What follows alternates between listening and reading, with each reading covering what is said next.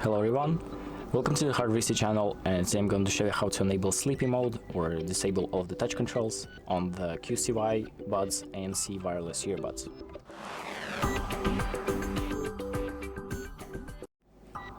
So the first thing that we're going to do is open up the QCY app. Then we're going to take out the earbuds out of the case and make sure that they have been paired to the app prior.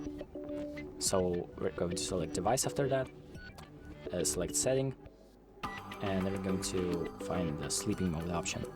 So basically once you enable sleeping mode, it just disables all of the touch controls on the earbuds. So you won't be able to press something while you're sleeping, for example.